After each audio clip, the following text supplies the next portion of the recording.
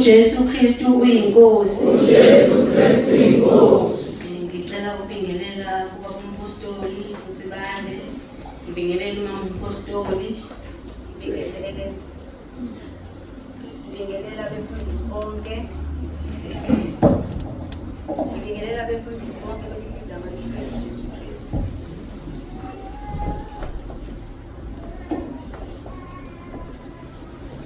uJesu Kristu inkosi. uJesu Kristu inkosi. uJesu Kristu inkosi. uJesu Kristu inkosi.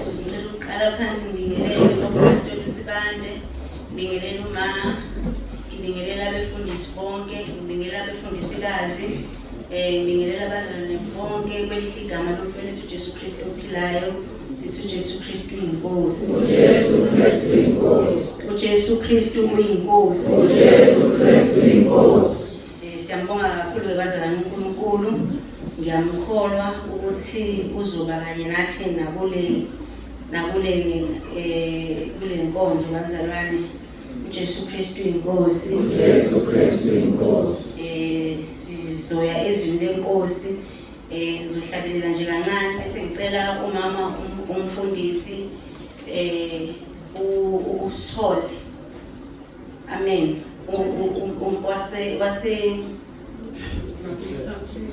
Wasebhamshela abazalwane ngiyagxolisa. Ngicela umama uMangema Sithole. Amen. Asivulele ngomkhuleko manje asisemkhulekweni sisayile ngekhule session bazalwane. uJesu Kristu inkosi. uJesu Kristu inkosi.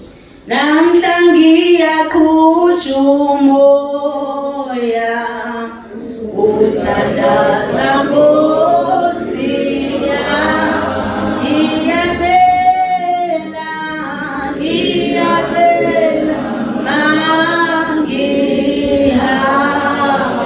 kanye nawe, Nkosi yami, kanye nawe,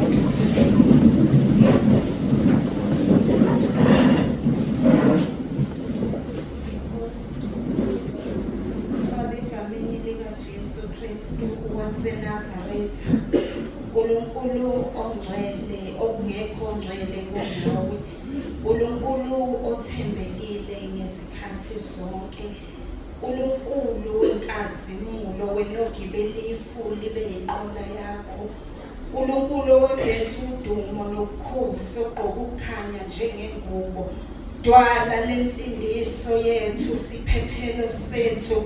Nguye onginguye wena othinta intaba zithunqa, siyakudumisa nakulesi sikhathi sithi bayede Nkosi yenkazimulo, wena ohleli esihlalweni sobukhosi ekhaya ezulwini, wena bisela inyawo zakhe emhlabeni esiphila kuwo.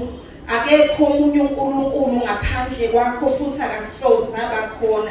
Usihlanganisile entabeni yendlu yakho Jehova ukuzobonelela impilo zethu. nansi incekukazi yakho somandla uNkulunkulu owenzile izulu nomhlaba nolwandle nakho konke okukho. Ngiyathandaza egameni likaJesu Kristu waseNazaretha elinamandla, mlondoloza khulume konke okuvela kuwe uNkulunkulu wethu engahlobisi, kodwa lokho umnike khona ukuba kukhulume, makakhulume khona, udumo luye kuwe njengokusho kwamaHubo 115 verse 1. Ungasiphi thina udumo kodwa uphi igama lakho udumo, ngoJesu Kristu inkosi yethu ephilayo ezobuya masinyane ilanda ibandla elingcwele. uJesu Kristu uyinkosi. uJesu Kristu uyinkosi.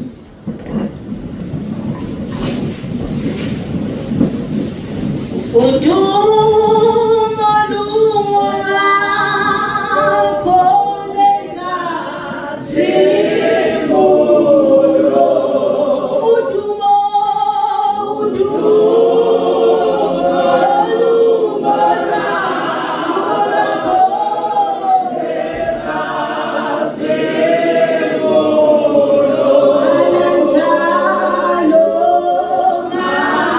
Ananjalo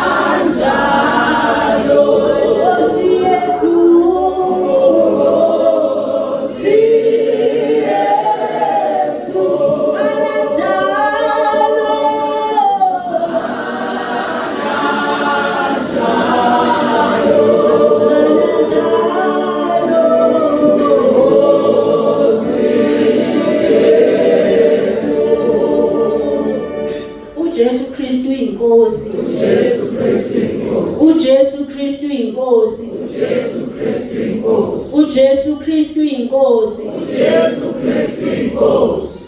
Bazalwane, ngicela sitholeni izwi lenkosi lapha encwadini yabaseRoma chapter 6. Mananjalo Nkosi Jesu, mananjalo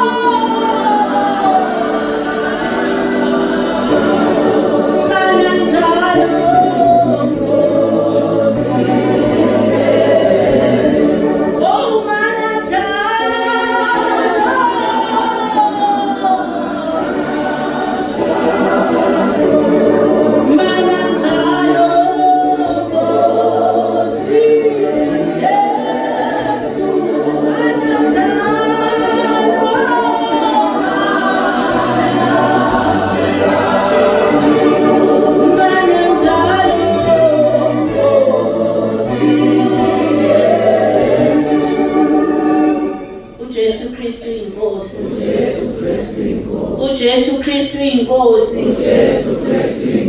uJesu Kristu inkosi. uJesu Kristu inkosi. Siyaqala siyafunda bazalwane.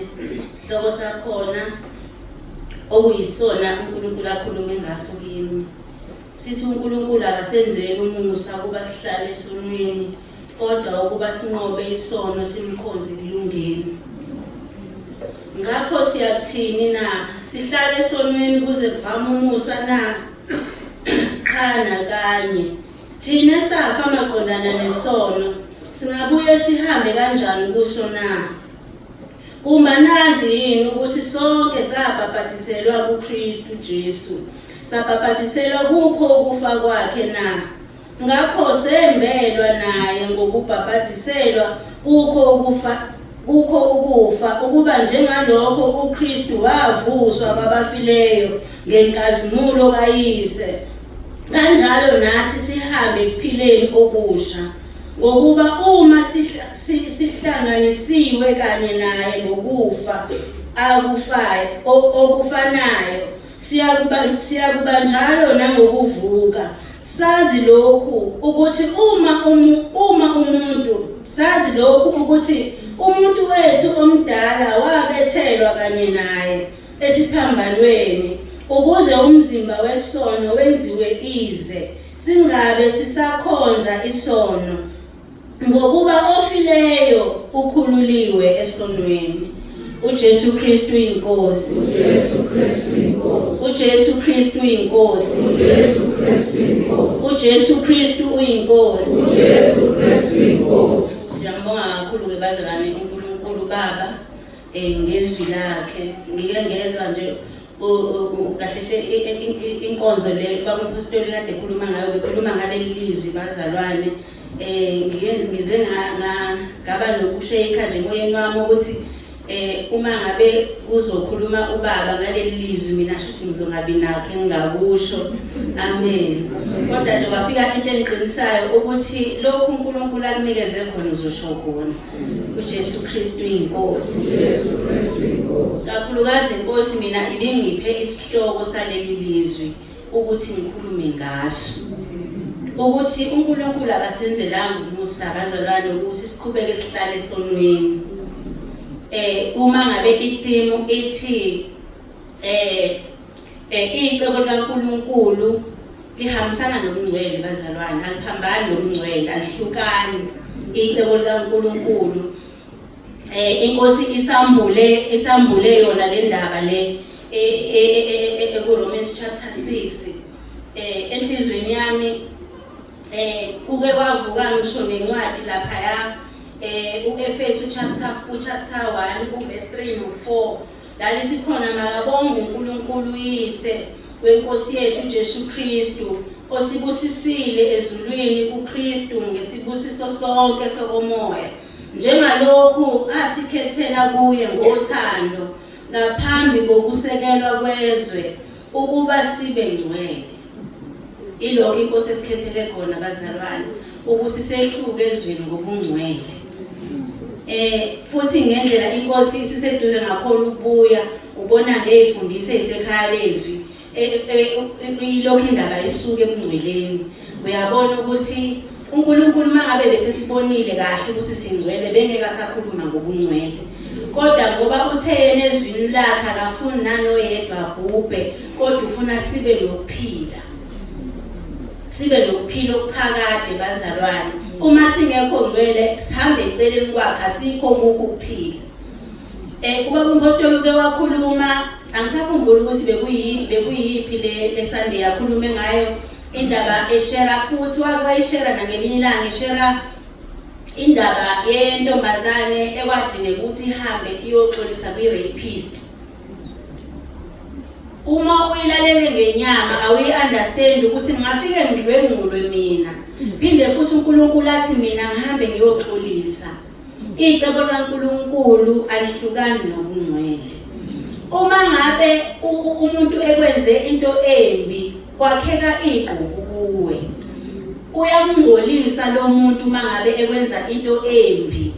Ngize ngarelate kule ndaba kababa umpostoli kade ixoxa ike yenzeka nje kimi. Ngicabanga ukuthi beqala lo nyaka kukhona umama engangisebenza kwakhe, ngiqede ukufunda ngiqede ukufundela umsebenzi ngingakawutholi umsebenzi. Khona umama engangimsiza kwakhe, uma wayekade shwayele wesivili shuthi embone lapho ngoba yena wayesebenza khona. So lo mama sihlale kahle nje kufanele kuba ngathi ifamily bazalwane. Kufike nje this particular day la vela buya khona emsebenzini nje engekho right, wathi hayibo awakashintsha uhambile. Ngithi mina bengeze uhamba kule weekend. Wathi uyahamba ke ngipakishele futhi zonke impahla zakho. Ngixayele nje ukuthi ngoba bengasisihlezi kahle ngimtshela ukuthi isikhwama esondela zonke impahla ngizuba naso. Abese ethi ngizokunikeza mina isikhwama, ngifuna uthathe yonke nje into ethi wena la, angifuna nokuthi ngiphinde ngikubone. Lo mama bazalwane wayesindisiwe. Ethandaza nje impela ezithandaza nangeyini anganoma ezintsha noma iziphile kodwa wayesindisiwe. Ngangisawumntwana ngaleso sikhathi leso. Ngiyithatheke lezo mpahla engakwazi ukuyithatha, ezinye ayiphathe lapha eWestville ayinikeza uma wami. Amtshela ukuthi ingane yakhe ngifuna nokuphinde ngiyibone isikhohlakala sengane. Bese ngibuza umama ngenzeni kuma, uthi yena ngenzeni ngoba mina akazange ngitshele. Athi avele lento elisho baba umpostoli athi izono zonke ziyaxolela kodwa umuntu ohlamba lazi umoya ngcwele akanakuthethelelwa kuleli nakwelizayo. Avele athi lo mama umoya ongcwele uthe kuye mina sengiyingozi kuye ngoba mina sengithandana nomkhwenyana wakhe. Umkhwenyana wakhe ngangimazi njengobaba kimi futhi ngangakaze sibe sodwa endlini yena engekho ngoba bebesebenza ishift eyodwa, uma esekhaya usekhaya naye, uma esemsebenzini usemsebenzini. Ngalimala abazalwane, yazi ukuthi umthandazo ngangimthandaza ngaleso sikhathi ngangisonta ngoba ekhaya kwakholwa kodwa ngangakahlangani nenkosi uJesu. Every time ngangithandaza ngangithi inkosi uJesu umyekelani lo mama uqamba ngegama lakho. Wena uNkulunkulu kanti utheni ezwini lakho? Ngangihlala ngithandaza lo mthandazo. Futhi ngisho ngithi yabona lo mama nje mina mangahlangana naye nomsePhayitown. Ngizokhohlwa nokuthi imdala ngizomshaya nje ngimshayela ukuthi ungithukile. Wangagcina kwangithuka kuma wahamba bazalwane. Inhliziyo yami isho ukuthi ngangekho right. Ngiyakhumbula ngaku 2009 inkosi ifika izoqala ingelapha.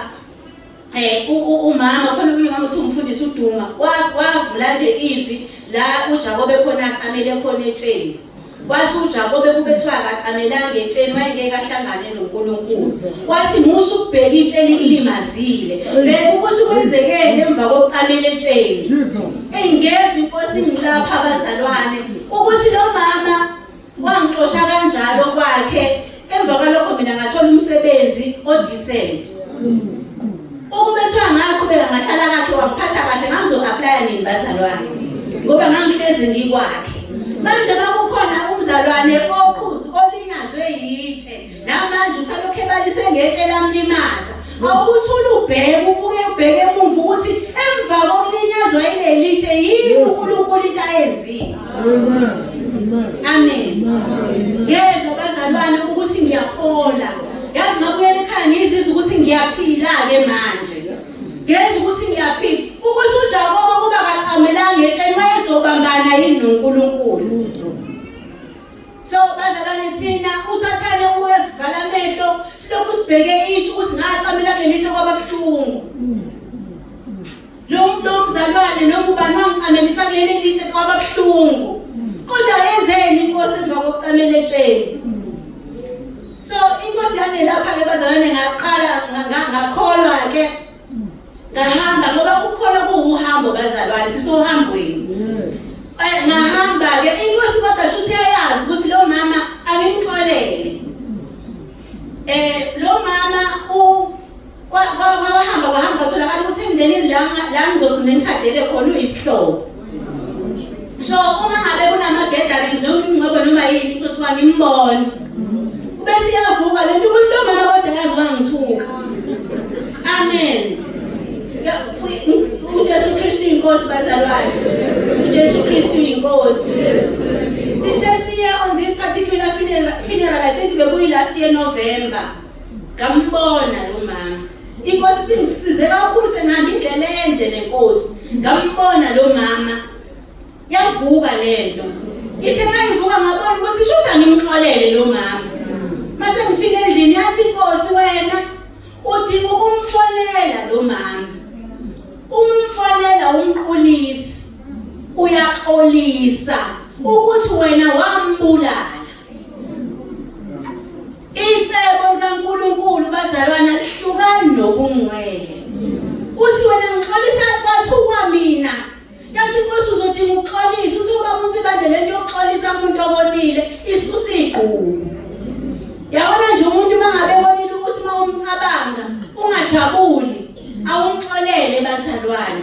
Mina ngambona yayisiningi iminyaka ngicabanga ukuthi lento yenzekale ngo-2004 uyacabanga ukuthi kube inkosi uJesu yake yabuya mina ngabe ngibadle esigogweni kodwa kuyimina engathukwa. Futhi wengayeki lo mama ukungithuka abhale incwadi ezinye aphinda aqhubeka angithuka. Angigcine ngibiza nangomthakathi athi akusho ukuthi ngizalwa umama okholwayo oshumayelayo kodwa ngiyathakatha ngoba kwakhe injabulo emva kokuhamba kwami ayiphindanga yaba khona. Ngenxa yokuthi yena wathi betshela umkhwenyana wakhe isizathu sokungixosha mina baxabana ngoba umkhwenyana wakhe wayengazi ngiyingane yakhe. So uthi ingane le yazi lento ngitshela yona yini. Wathi vele inkosi ishilo. So bazalwane uStefani ngalekhathi eshawa ngamatshe uma ngabe ethi ungakabaleli inkosi lesisolo sabalwa kodwa isolo ezulwini uma bengaphenduki kodwa kuStefani lasu Ngoba uma uthethelela umuntu uphendle yakhe indlela awuphendleli yena naye usahlelelwe ukuthi aphendle yakhe.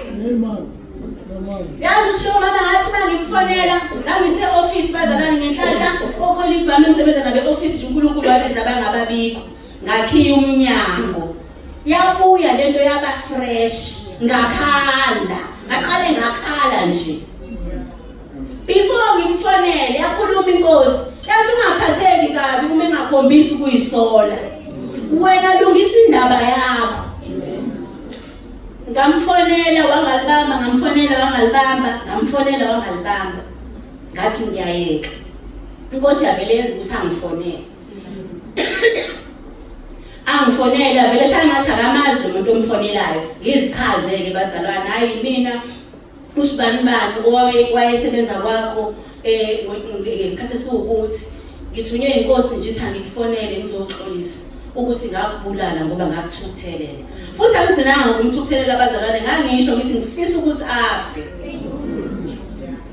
So ngahlambuluka konke ngaxolisa abazalwane ngaxolisa wena mhlawumbe ungathi ngangikunanga kodwa inkosi ithi ngangona nami ngaxolisa. Waphika umama wathi nje mina ngishongo ukuthi kuthiwe wena nobaba ngithi mina hayi wangibhalela nezincwadi ezisho lokho kodwa ke angikho lapho ngisethelini mina ngiyaxolisa ukuthi mina ngamazwi ami nangenhliziyo yami ngakubulala. Inkosi ngithumele ukuthi angizokwenza kuwo ngoba uNkulunkulu wethu esimkhonzayo ungcwele icebo lakhe alihlukani nobungcwele. uJesu Kristu inkosi. uJesu Kristu inkosi. uJesu Kristu inkosi. uJesu Kristu inkosi. uJesu Kristu inkosi. uJesu Kristu inkosi. Ngayenza abazalwane lenkonzo ngezwe umthwalo usukile. Ngezwe umthwalo usukile ukuthi inkosi ikhuluma ngentethelela ayisho ukuthi xolela umuntu oxolisile. Futhi ayisho ukuthi uma usuyokhuluma naye mekhombisa ukuyithoba mxolele. Ithi mxolele ngisho sephika. Washo baba umpostoli wathi lensizwa yavele yathi nje hayi sasithandana sasivumelene. Kodwa wena ngithi uthunywe inkosi angithi wena ulungise yakhe indlela. Ulungise yakhe indlela ngoba icebo kaNkulunkulu alihlukani nobungcwele. Uthola ukuthi ingane yakho yadlwengulwa. Wamthukuthelela umdlwengulo waze wamfisela ngisho ukuthi afe mama.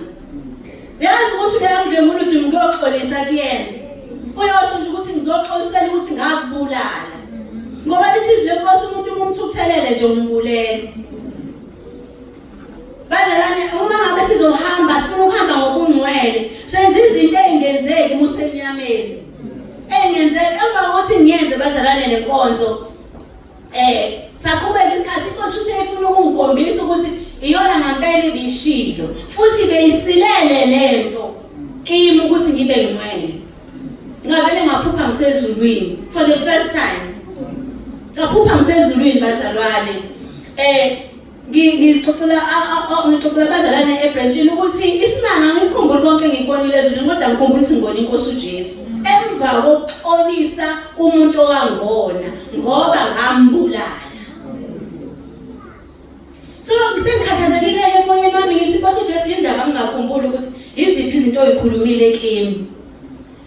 Inkosi avele yangipha izwi yaqala yakhuluma nje kimi ukuthi uma abanye abantu bayangazelela ukuthi nabo bayobona ezulwini. Kwathi leyo nto leyo umuntu ingamenza ukuthi mayisefe esihogweni. Ngoba uzolokho ebambe lento ukuthi ngoba ngaya ezulwini kusho ukuthi ngingcwele aze akhohle ukuzingcwelisa usuku nosuku. Into yenza ukuthi ukhohle ukuthi uboneni angifuni ubamba ukuthi wena usungcweleke usuqedile ukungcwele uhambo bazalwane. Ngingona nje ngime la mhlambe ngibhekile nje umzalwane othile ngabona ngathi mhlambe uyangifrawunela sengonile ngilokhu ngibambekile ukuthi ngaye ezulwini ngabona inkosi uJesu. Amen. Bese ngipha izwi elithi ubusisiwe nje umuntu okholwe engazange abone. Ukholwe nje inkosi uJesu ungazange wayibona ngisho nangombono. Kwesinye isikhathi ungezange ngisho ivoice. Ukholwe izwi nje. Bathi lowo muntu lowo ubusisiwe. Yabona abantu esithi thina babusisiwe ababa nama-encounter ababona inkosi uJesu. Ayisho inkosi ukuthi babusisiwe. Lithi obusisiwe yilo ongazange abe na-encounter. Yilo ongazange abone ngisho umbono. Yilo ongazange aphuphe ngisho iphupho. Kodwa nje wakholwa yizwi. uJesu Kristu inkosi. uJesu Kristu inkosi. Inkosi uJesu laphana kuJohn 17 esikhulekela abazalwane singa iningi lethu singakabi khona. Ukhona la esifana bangcwelise ngeqiniso. Izwi lakho liyiqiniso. Singcweliswa izwi likaNkulunkulu bazalwane. Liyasingcwelisa ukuthi usuthe asibabuthi manje nina ama-CV amahle kodwa ngiyathandaza niphendulwa. Usushilo wathi ungcwele wena noma usubala iminyaka ukuthi ngasindiswa. Kodwa lana sitshela ukuthi singcweliswa ngezwi likaNkulunkulu hayi nge-experience ngobude beminyaka ukholo. Ungakhona namhlanje ushone kusasa ungcwele. Okholwe ngalo wanyaka mhlambe ngo-2021 ashone namhlanje engasekho ngcwele. Owakholwa ngama-90s nangama-80s. Kuvele kungene nje umuntu okholwa manje yena akhonjwe esihogweni. Siyangcweliswa abazalwane. Inkosi uJesu iyabuya. Ukuba bese singcwele bengeke kuzishiwo lento ukuthi icebo likaNkulunkulu lehlukani nobungcwele. Bheke endalweni sidalwa abazalwane. Uthi uNkulunkulu asenze umuntu ngomfanekiso wethu ukuba asifuze. Ukufuza uNkulunkulu kuba ngcwele. Ukumfuza nje ukuba ngcwele. Uma ungekho ngcwele awumfuzanga. Yalahleka ke lento ensimini yase-Eden. Wayesesenzela lo musa sekukhulunywa ngawo la kuRomans 6 ukuthi ke wasenzela umusa kodwa ukuthi siqhubeke sihlale ezonweni yini. Baze bathi akusekho ukulahlwa kulabo abakuKristu Jesu. Sake safundiswa ke thina ngenhlanhla sisekhaya lezi bazalwane. Safundiswa ukuthi ukuba umuntu uba kanjani kuKristu. Ukuthi nje uthi hayi ngamukela inkosi uJesu. Akusho ukuthi usukuyena. Lento yokuba kuye ifanele uguqulwe. Uvumele uJesu inkosi uJesu ukuthi iguqule. Amen. uJesu Kristu inkosi. uJesu Kristu inkosi. uJesu Kristu inkosi. Ngelinye ilanga ngifuna ukukhuluma ngale ndaba ukuthi yonke into uNkulunkulu uBaba ayikhulumayo kithi through ubaba umpostoli ekhaya lezwi entabeni yendlu kaJehova kuyabonelelwa. Uma siyenza bazalwane, uma siyenza sizongena ezulwini sigijima. Uma senza lokhu asitshela khona. Ngifuna ukushara nanku umbono engawubona ngisakulento le. Ngathi ngilele kuthiwa ngiqoqe zonke izinto zami kuthiwa ngiye ekhaya. Ngitshela nje ukuthi ngiye ekhaya. Ngathi la emotweni ngihamba nayo yonke into engiyidingayo kuye ekhaya. Ngihambe kodwa ukuhamba kwami kuye ekhaya ngixhumana nobaba umpostoli unginikeza ama-directions. Uma enginikeza ama-directions icapha ukuthi hayi ngiyaduka ke manje.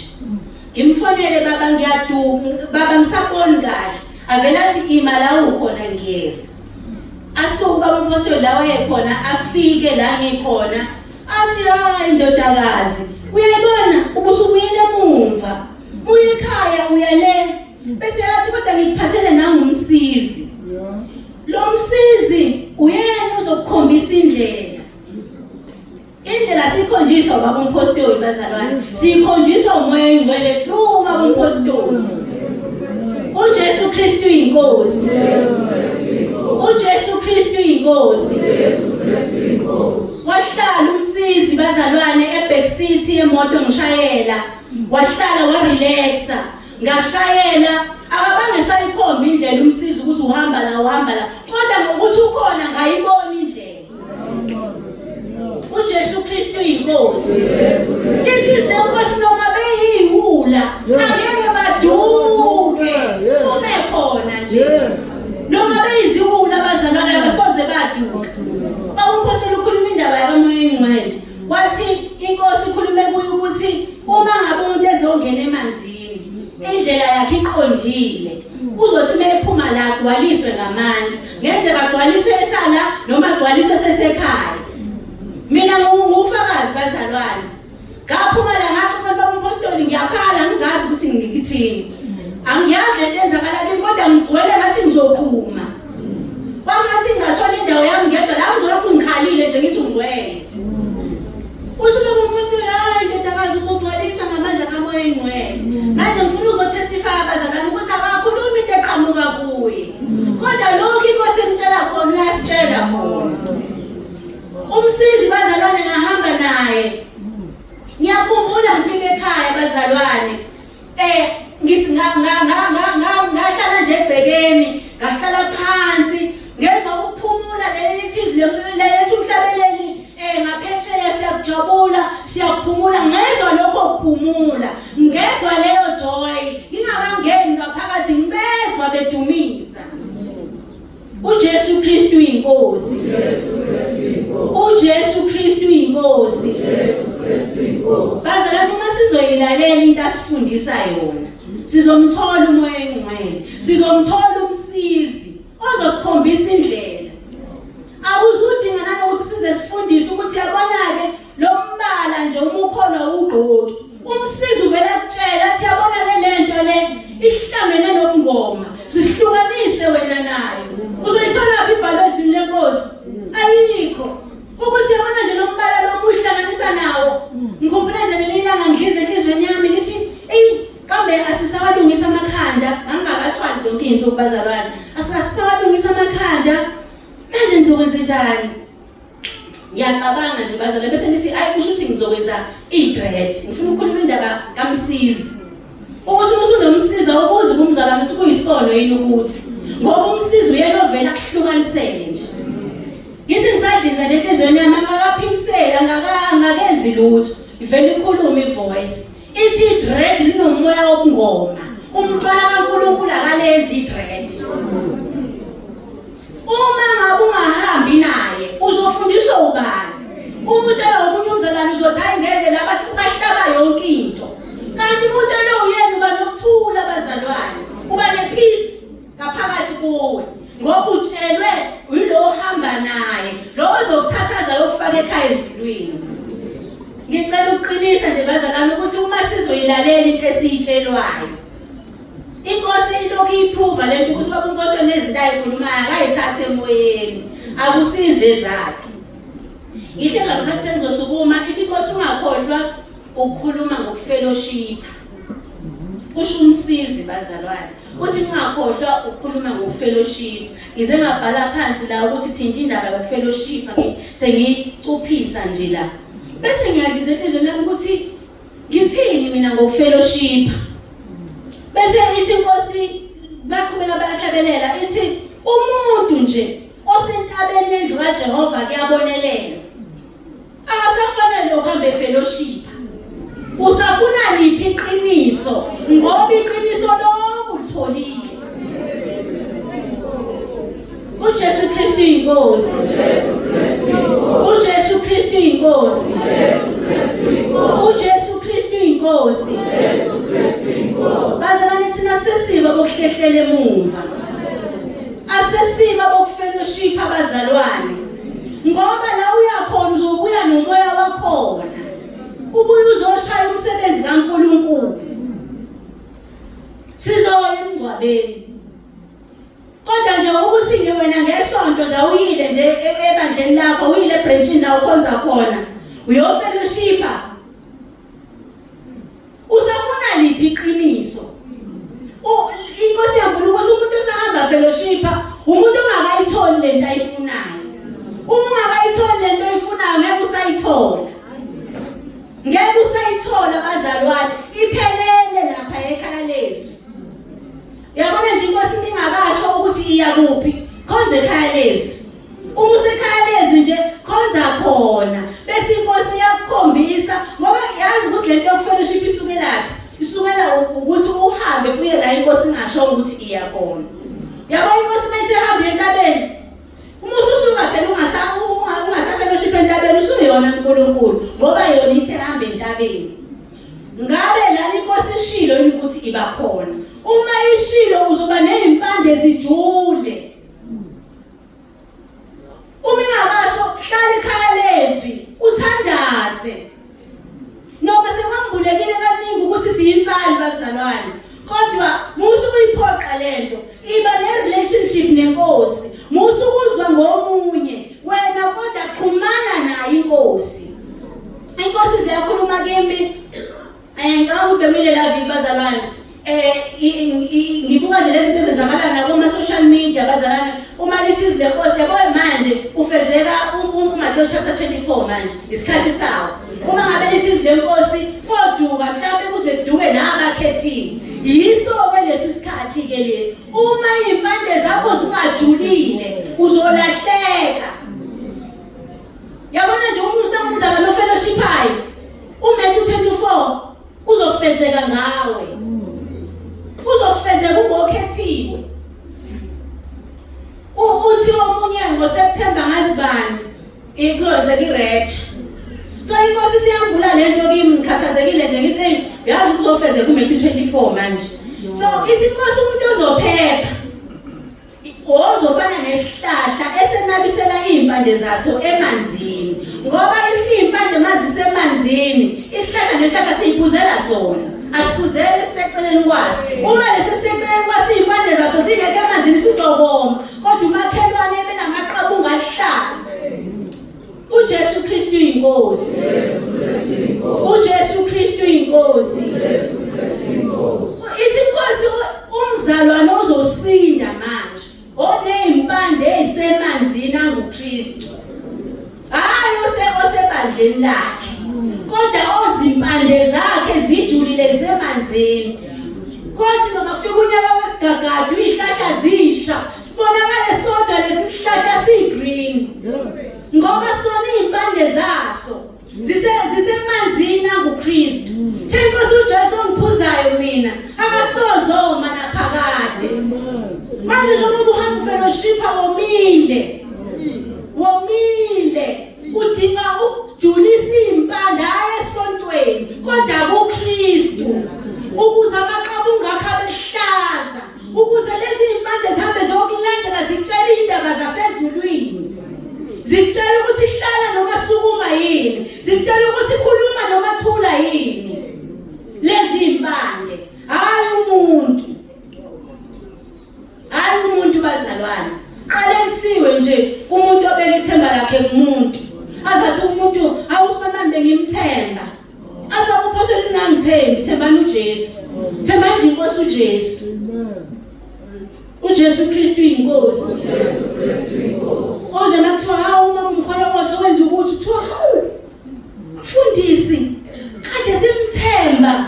Qalekisiwe nje umuntu obeka ithemba lakhe kumuntu. Kodwa umuntu obeka ithemba lakhe kuJesu yena obusisiwe. Umuntu ompande zakhe zijulile emanzini anguKristu akazulokho esho ngomlomo kuzobonakala ngamaqabunga ehlaza nje. Uthi la uhamba khona ube uhluke nje. Uhluke ungakhulumanga lutho. Ngithe ngihambe emall nje kulezi insuku. Ngisakhumbula lesonto nje ngiyahamba emall angisazi siphe sitolo engene kuso. Omunye umkhulu wayeqhuba inqola waze wayiyeka inqola waphenduka nami wathi mntanami waze wahlonipheka. Mntanami waze wahlonipheka. Bazalwane sisesihloniphekile ke ngaphandle kodwa izimpande zethu. Ngoba le yabona ngicabanga sesiye esihobhweni nalezi ingubo ezishanela phansi. Ngoba uzona ezosifaka ezulwini bazalwane. Ngiyacabanga sishanela sibheke esihogweni. Mhlambe ngihamba ngibheke esihogweni kuzobe kwehla amagama amaningi lokho ethi uJesu Kristu inkosi kodwa mina ngibheke kuphi esihogweni. Ngoba leli gama lithi uJesu Kristu inkosi alizukuvimba ukuthi ungaye esihogweni ungaphenduki. Alizukuzivimba nje bazalwane. Alizukuzivimba. Inkosi nje bazalwane ibibeke lokho nje icebo lakhe aliphambani nokungcwele. Vele nje sasibizele emngcweleni bazalwane. Sasibizelwe nje kubo ubungcwele. Sasibizelwe nje kubo. Noma ke ngenxa yokudebendlela bazalwane zalahleka lezi zinto. Kodwa sibuya inkosi, ithi inkosi yona ayibheki ukuthi uqale kanjani. Kodwa nje ibheka nje ukuthi intambo uyishaye umkuphi na.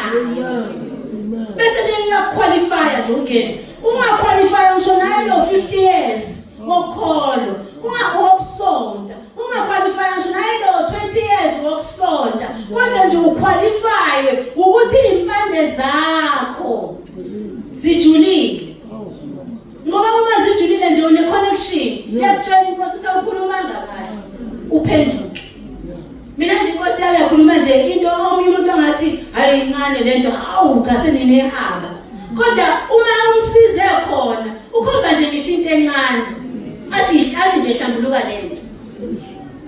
Kuyeza cabanga ukuthi bazalwane lento iningi lethu masingaba honest siyayenza. Uma kuza mhlawumbe kuza noma ama fruits noma kuza mhlawumbe ama muffins noma ini. Angithi ngena kwena ama muffins mebhakekile khona into ngathi likhulu bese sokuba khona ngathi lincane. Vele wonke umuntu ufuna likhulu angithi. Angithi wonke umuntu ufuna ngathi likhulu vele. Nama fruits nje awufuni lele ngathi li. Inkosi ithi inkosi bheka lithi nikhathalela the other person. Ushayise ngathi lo omunye umuntu omkhulu kunawe. Uphile ebungcweleni. Ithi inkosi yabona nje ukuthi wena ufisele leli likhulu ukuthi iqondane nawe, leli lincane uthi aliqondane nobani. Shushu umakhelwane wakho wena umthandi. Ngoba phela umakhelwane wakho uyalifuna leli likhulu. Ize inkosi ngenzele example ukuthi ingenzele example ngeyiphothi bazalwane sizosizakala sizoya ezulwini. Ngenzela nje example ngeyiphothi senzokolala uJesu Kristu inkosi. uJesu Kristu inkosi. Sesizokolala ngithi ningene ibona bazalwane ukuthi khona ezincanyana. Kube khona lezi eziyidudla. Inkosi nje ngenzele example ngeyiphothi lesi silala kuzo. Ukuthi ngale khathi sibambula yini siyolanda izipontshi. Ibani honest bazalwane ufisa ukuthi leso esiyisidudla asiqondane nawe. Ithi inkosi kake kuthiwa ke nazi ziyeza vele lesi esiyisidudla sizoqondana nawe ozemva wakho uzoqondana nesincane. Kube kuthiwa bekupresident wase South Africa. Ubungeke usidele lesi sipontshi esiyisidudla unikeze yena wena ulale kwesincane. Uthi kube kuthiwa bekumfundisi wakho uNsibandi. Ubungeke usidele lesi esikhulu unikeze yena bese ulala kwesincane ngathi bengasidele. Wathi indaba pho lo ngelutho lo ngena title indaba ungamthandi njengoba kade uzothanda upresident wakho ukhathalele njengoba uzokhathalela ubaba uNsibandi. Thanda umakhelwane wakho njengoba uzithanda. Yabona ungenalo lelo thando likamakhelwane. Ubungcwele bazalwane akuhlukani necebo. Usawubungcweleke nalokho. Inkosi nje ngenzele nje leyo example. Usho nje bazalwane bawuqondane nesizaqile nje lala kuso. Thandaze nje Nkosi ngiyacela ukuthi nje ngilale kahle lesi sipontshi. Ngoba mangabe singaqondani nami fanele siqondane nobani. Yo sikwenye indawo bazalwane. Sitsheliwe sathi sikwenye indawo la. Akufani nala sisuka khona. Ngathi ngiguqile ngelinye ilanga ngithandaza. Ngisaguqile nje ngiyathandaza. Wakhuluma ivoice. Yathi le ndawo enkuyo ayifani nala nisuka khona. Bese iphinde ikhuluma ukuthi angisho ebranchini yase Hammersdale. Ngisho intaba yendlu kaJehova kuyabonelelwa. Ayifani nala nisuka khona. Le ndawo enikuyo ingumhlabathi ongcwele. Nkosi isivele yayifakaza leyo nto leyo. Ngaba sherele ebranchini ukuthi inkosi ithe nje indawo esikuyo ingumhlabathi ongcwele. Bazalwane angaqhamuki oHananiya noSafiri sesixwayisiwe. Nami uNkulunkulu wangathi angangisiza. Izwi lakhe isiprofethi singafezeki ngami. Okwethu nje bazalwane ukuthi sibalekele nomntwana. Ngoba uHerod ngempela uyamfuna ukuba mbhubhise. Okwethu nje ukukha phansi nobungcwele bazalwane. Athi nje usathana ekukhombisa into ukuthi ngeke sengilahla izinto eziningi kangaka. Ngiyakulahla nalokho. Ubambelele kwini? Yindo sayibambiwe ngafuna ukuhlukana naye. Lithi ke izwi lenkosi lapha encwadini isambulo ngicabanga ukuthi chapter 12 verse 11 wakhona. ukuthi nabo-ke bamnqoba ngegazi lewundlu nangezwi lobufakazi babo bese lithi abakuthandanga ukuphila kwabo kwaze kwaba sekufeni. Sase siyithanda kangaka thina sibheke khona kodwa bazalwane sibheke khona yini? So bazalwane akusho ukuthi asiba amanuku kodwa ukuyithanda kwethu yazi ukuthi ngiyithande ngize ngixabanise nje nokukhona benkosi. Ngikhumbula ngisakuyise bandleni engangikhonza kulo inkosi ifuna ukungikhombisa ukuthi makeup ayifuni ibese ithi awuze vele into ezokwenzakala la kudunyiswe bazalwane kudunyiswe kuze kufike la kuthiwa kuyathandaza khona bayakhala abantu malekhala bakhala ngesitayela bazalwane bakhala ngesitayela bayacobhoza ngoba kuzokwehla inyembezi ezimnyama kuvulela imisele la okuhamba amanzi washiya babo endlini yami buka bayacobhoza bazalwane baphatha amathishi bayacobhoza inyembezi afanele zehle zibangcolisi. Ngingakayizwa nje indaba ye-makeup inkosi yangikhombisa lokho bazalwane ukuthi lento nje ubuso bokubakhiwe oplasteniwe uma sekufika ukuthi thandaza ukhale uzoncamela ukucima umoya ongcwele kunokuthi wena ungcole. Uzomcima nje phela umoya ongcwele kunokuthi wena ungcole ngoba phela wena la uzophuma usungasahlelekile usumnyama la sekugeleza sekuvuleka imisele esefanele iphinde iyopheshwa futhi. uJesu Kristu inkosi. uJesu Kristu inkosi. Bazalwane yilokho nje engasho ukuthi inkosi ibingiphe khona. Wase ngipha izwi ukuthi angivale ngeziKronike zesibili uchapter 7 uverse 14 ukuthi ngivale ngawo ukuthi ke sesibona ngathi sahliphizwa kodwa ithi inkosi bazithobe abantu bami ababizwa ngegama lami bakhuleke bafuna ubuso bami baphenduke ezindleleni zabo ezimbi. Mina ngiyakuzwa ezulwini ngithethelela isono sabo ngiphilise izwe labo. Jesu Kristu inkosi. Socela uPhostoli Nsibande asibongele. Jesu Kristu inkosi.